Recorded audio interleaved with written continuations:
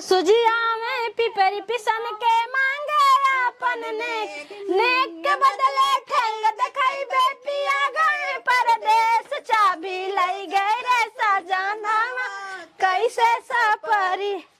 ए भैया कहा था कि 2-4 जनिक बोलाई तई गवाए वाय दे हमरे पोता भा बाटे तो का कहा था तू जा लिया अब 2-4-6 जने के जा थे लड्डू उड्डू लेके आई बटवाए तो का करे थो। हाँ भैया कह नहीं नहीं मनई कही कि 2 पोता भान कुछ करी ना आयन। हाँ हाँ जा जा बुलाए लावा जा कह दे सबके ठीक बा जा अच्छा तू चला जा मलहनी तई नहा धोए ना बा जाई हम तनी 2-4 जनिक बोलाई लियाई। हाँ हाँ जा तई गवाए वाय दई खत्म हो झंझट। हाँ जा हाँ जाई तई उनके घर कही आई जात है हम सबके घरे कहा है। हाँ हाँ जाना पानी धारे ए बहनी हे दुल्हन का अम्मा कहा था कि हमारे घर तई चल तू सोहर गाय दे तू हमारे पोता भाई बाटे।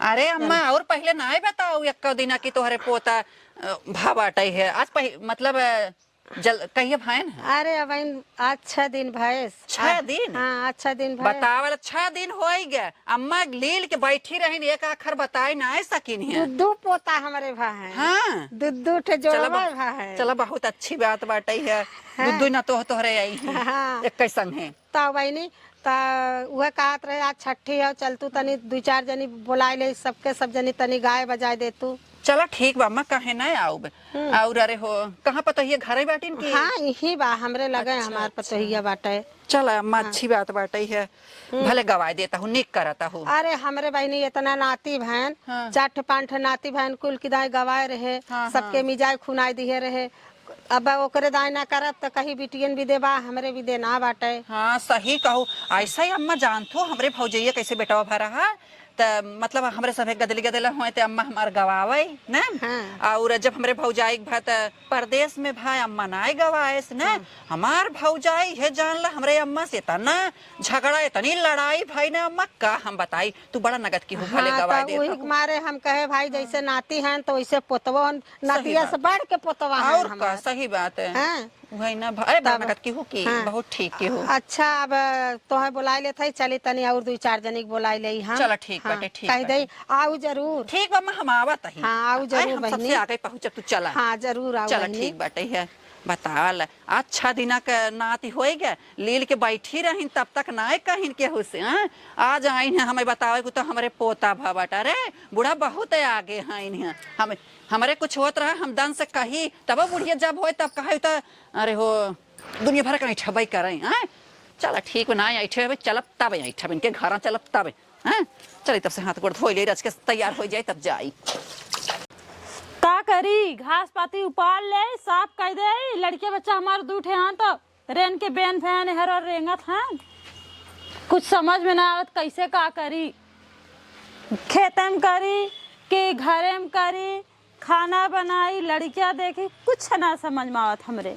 हे बहनी हे पतोहिया हे का करत हूँ का माँ का कहत हूँ ये का करत हूँ का करी देखत ना हूँ का। अरे देखा था लहसुन में घास उपारत हूँ तो का करी ओ हमारे पोता बहन सोहर गावे के रहा वही विदे जवन हो आए है तब पोता हम तोहरे कहिया भैंस तोहार देखी हम अपन देखी बतावा। अरे जा हमें ना कहूँ जाए हमरे हमार खुदा देवरान जेठान बाटिन भूज ना हथिन हमें तो ओना लोगन से हम ही मारे ना कहे हम तोहरे लगे आए हैं हम के ओना लोगन से का कहा अब वो लोग जर बुताइया के इनके नोखे पोता बाबा आए हैं। ए बच्ची अरे राम रे राम इतना नाक पोटा बहाए ना है का दुनिया कही तनी अच्छा से रह लेता बम्बई में रहत रहा हाँ साहब ए बिट्टू जोनी जोनी सुना दे लल्ला जोनी जोनी सुना दे बच्चा। ए बहनी का करत हूँ आवा चाची बैठा। अरे बहनी बैठा था हमरे पोता भवाटे। अरे कहिए भैंस चाची अरे आज छठी हो। अच्छा आज छठी है तब चाची सोहर गावे खाओ चला तनी। अच्छा सोहर गावे खाओ। हाँ। हे चाची लड़किया की तबीयत खराब बाटे नाक पोटा बहात बाटे सोचत रहे चला टाइम मिली तो आई जरूर और नॉर्मल से होइए ना अच्छे हाँ, खासे बढ़िया सही बहनी बढ़िया सही है। हैं। हाँ और इनके का भाव बाटे नाक पोटा बहाए हैं। अरे इनके सर्दी उल्टी जुखाम बुखार का बताई आई नजर बड़ा तेज इनके लागत है। जायदा चला अबे देखा था। और तार पतोहिया कहाँ बा? यही बा तो यही बा। अच्छा बिटियावन आए हैं तारे को? हाँ बिटियावन एक ठे आए बा, एक ठे बुलाए है बिटी। पतोहिया हमारी यही बाटे, लेकिन आवा जानू अब 3-4 जनी कहे है, अब 4-5 जनी घरे जाए। अच्छा हाउ मोनू एक्टर के कहा कि ना है? अब ना कहे है कहा एक बात। अच्छा अच्छा उन्हों कैदा और हरे हाउ बड़की दीदी बड़ा अच्छा गावत थी, उन्हें बुलाई लियो तू। बुलाए है। अरे उन तो जब नाचे लागत थी ना दुनिया देखे में दंग हो गया था उन्हें। हाँ लेकिन का बताई बड़ा निक नाचा थी, अपने सहुरवे ना बाटे ना है तो सरवा सोची था आवे कत तो जाई गाई नाची हमहू हमार तो माई कही जा ही ना देहिन कब का बताई। तो यही नाचे सीख ले ना, अब माई ना सिखाइन तो यही नाचे गावे आवत ना चाची बात बताई साफ जवन आई कूद काट देबे का करब। हाँ नाच दू बहनी तनी से हाँ। हमरो घर जोर हो जाई, बड़ी खुशी। अरे जरूर हो जाए, भगवान चाहे रही बड़ा जल्दी अजोर हो जाए। अब पोता हो तब मिठाई मंगाए छे ना। अरे बहनी लड्डू लियावे भी दे कहे है अपने बेटा हुए के गा है नाने। अच्छा अच्छा चाची भगवान जुगे जुगे रखे रहे तोरे पोता के टेंशन मतलब। चला चाची आई थे ना टाइम मिली दब्बे आई जाई थे। टाइम ना मिले जरूर आऊ। हाँ हाँ चाची ठीक बा जा आई भाई। अच्छा हम चला थे तब जानू। जा चाची जा चला हो भगवान इनके पोता रहे कहिए पोता पोता करत रहे बेचारों के 10 ठे बिटिए वे रही का कर देश दुनिया ताना मारना आई रहा पोता हो ना झचकार से खूब गई है अपन सीना चाकर के डोलिया आ रही बगले गांव देश देखी जर जाई। और हे लाला तू वीडियो मत देखा बच्चा, जा तनी पढ़ाई वढ़ाई करा ना ठीक बा। पढ़ाई करोगे रे बड़ा हरामी लड़किया बा। चली हम कुछ काम हम कैली चली जाई हटा। हो तभी आना टाला होरीला जनम लिए हो सासु जे आवली निगवत ननदी बजावत हो भौजी दैना दे तू हाथ के कंगन माला लनवाने छावर हो भौजी दैना दे तू हाथ के कंगन वाला लनवाने छावर हो भौजी दैना दे तू हाथ के कंगनवा भती जवाने छावर हो भौजी दैना दे तू हाथ के कंगन वाला जवाने छावर हो कंगना नहीं देवई हो कंगना हमारे बाबू के कमाई कंगना नहीं देबई हो कंगना हमारे बाबू के कमाई बाटी हो ना देबई हो बाहरे से आवले ससुर तो तड़पी बोलाई हो बहु हरि दैना दे तू हाथ के कंगन वाला लनवाने छावर हो बहुअर दैना दे तू हाथ के कंगन वाला लनवाने छावर हो बहु हरि दैना दे तू हाथ के कंगन वाला लनवाने छावर हो बहुअर दैना दे तू हाथ के कंगन वाला लनवाने छावर हो ननदा लैले तू हाथ के कंगनवा सावत बनी रहू हो ननदा लैला ले तू हाथ के कंगनवा सावती बनी रहती हो ननदा लैना ले तू हाथ के कंगनवा सावत बनी रहू हो ननदा लैना ले तू हाथ के कंगनवा सावती बनी रहती हो तभी आना फटली होरीला जनम लिए हो जेठनी जयावली निगावत देवरू बजावत हो भौजी दैना दे तू हाथ के घड़ी लवाला लनवाने छावा भौजी दैन दे तू हाथे के कंगनवा लालनवा ने छावर हो। राजा हमारे लगल छठी मास विदेश मती जयऊ हो। राजा हमारे लगेल छठी मास विदेश मती जायऊ हो। गावा हो चाची आई तनी सरक बहिनी बड़ा लेट होत बा। गावा हो उभारा गावा है अम्मा तू ही गौ तू ना दीदी गावा अम्मा तू मही गई हाँ उघारा गावा गावा।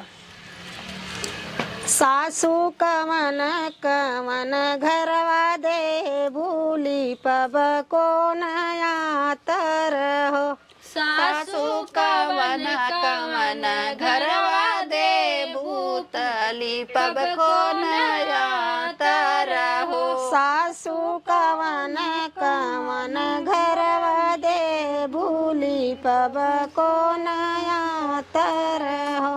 सासू कवन कवन घरवा दे भूली पब को नया तारा हो। बोलै के रहली सासुइया ता बोलली नदिया हो। माई भौजी के जन्म बिटिया बाबू साउल घरवा दी हो। माई भौजी के जन्म बिटिया भूसाउल घरवा दी हो। माई भौजी के जन्म बिटिया बाबू साहुल घरवा दी हो। माई भौजी के जन्म बिटिया भूसल घरवा दी हो। तभी आन फाटे ता होरीला जन्म लिए हो। बहिनी सासू के घर जब न जाई साउरी हमरे परल हो। बहिनी सासू के घर जब जले वह पुरवैया झकोरा मरला मन मार के बल मुआ दुआरे सोवेला।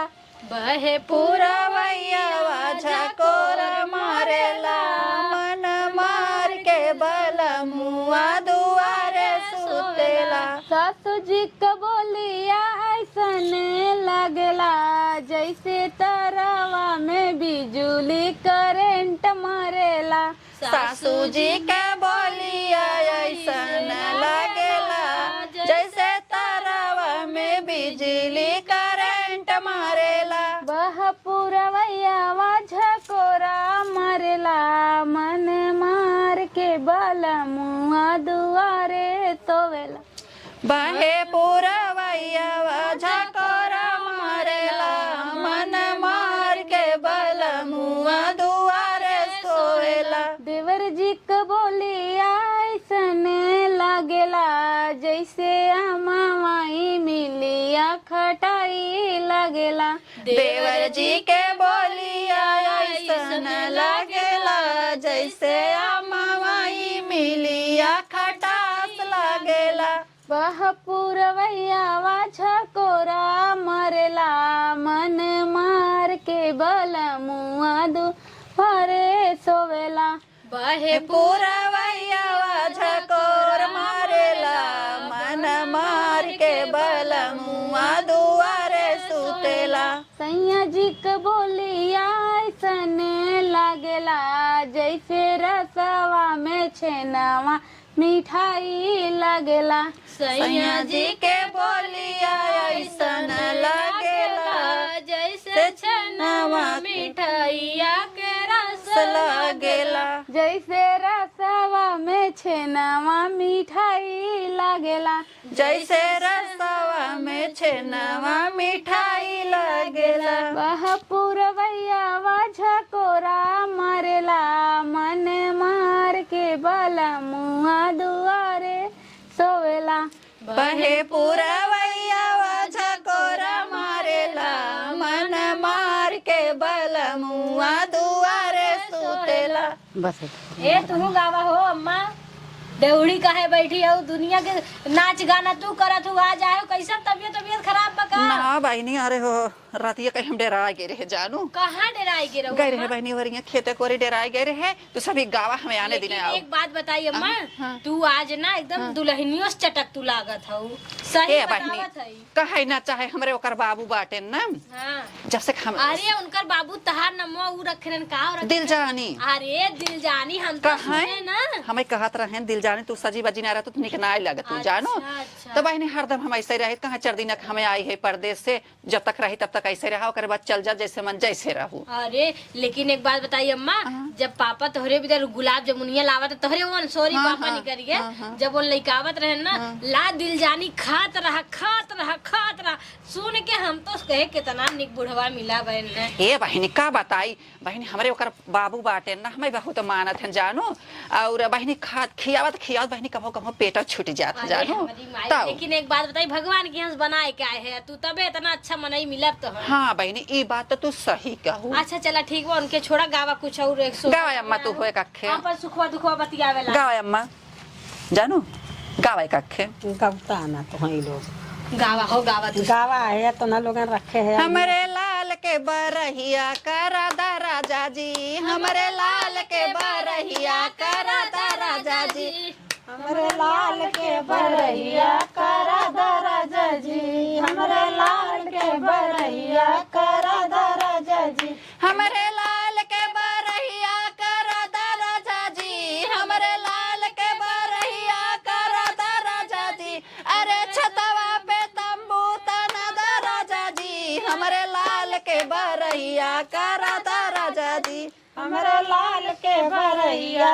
करा दा राजा जी हमरे लाल के बरैया करा दा राजा जी अरे छतवा पे तंबू तना दा राजा जी अरे छतवा पे तंबू तना दा राजा जी हमरे लाल के बरहिया करा दा राजा जी छतवा पे तम्बू तना दा राजा जी अरे छतवा पे तम्बू तना दा राजा जी हमरे लाल के बरैया करा दा राजा जी सासू जे आवई देवता मनन के सासू जे आवई देवता मनन के अरे वो नहु के पियरी पहिरा दा राजा जी अरे वो नहु के पियरी पहिरा दा राजा जी हमरे लाल के बरहिया करा दा राजा जी हमरे लाल के बरहिया करा दा राजा जी हमरे लाल के बरहिया करा दा राजा जी हमरे लाल के बरहिया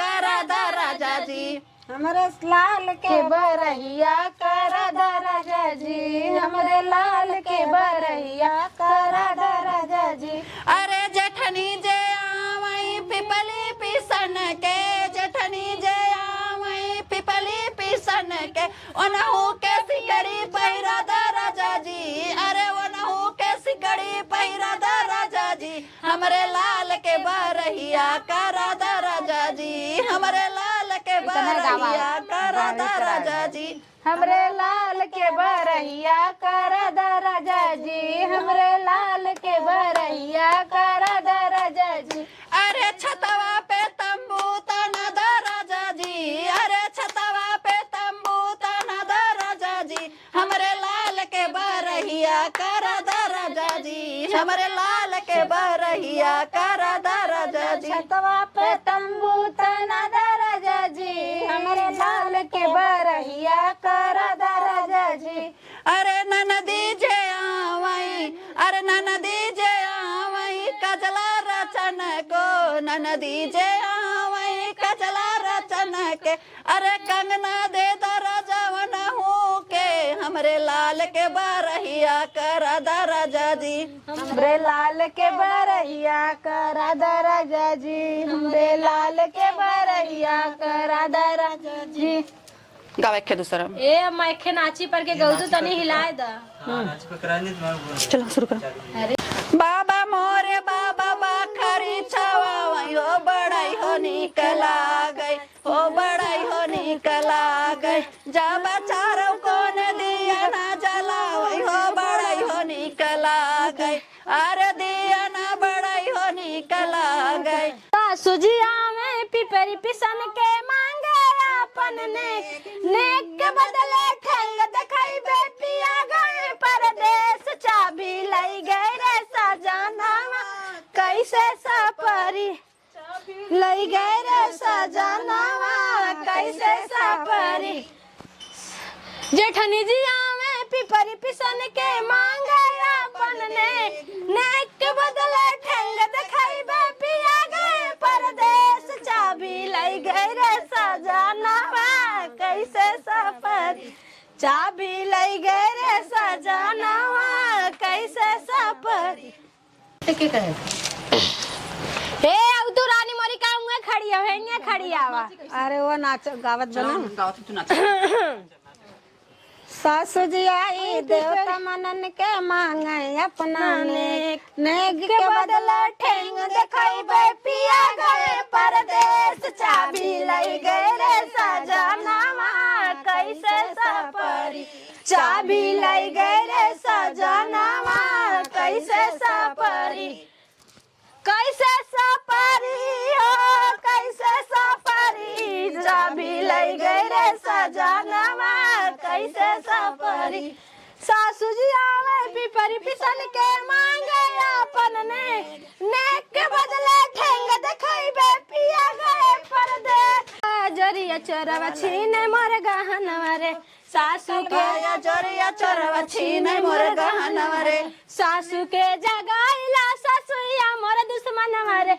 अब के जगाई चोरवा छीने मोर गहनवा रे अब के जगाई चोरवा छीने मोर गहनवा रे अब के जगाई चोरवा छीने मोर गहनवा रे अब के जगाई चोरवा छीने मोर गहनवा रे चटकल बा जोरिया चोरवा छीने मोर गहनवा रे चटक के जगाइला जेठनिया दुश्मनवा रे जेठव के जगाइला जेठनिया मोर दुश्मनवा रे अब के जगाई छैला ना बचई परनवा रे अब के जगाई छैला बचना परनवा रे निया हो रे सखी जबर तुली पलंगिया हो रे सखी अरे रतुली पलंगिया बड़ई हो निकला गजब जोड़ा सुतवैयावा हो रे सखी जोड़ा सुतवैयावा हो रे सखी अरे जोड़ा सुतवैयावा तब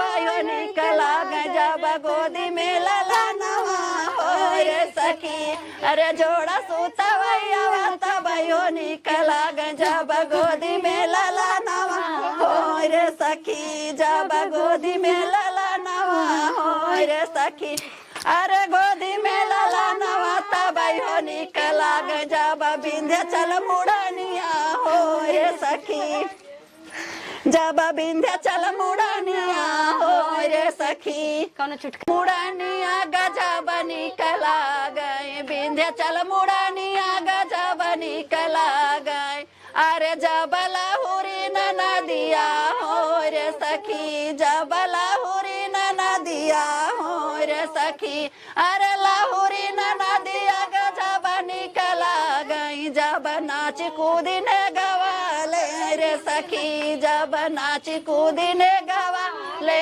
रे सखी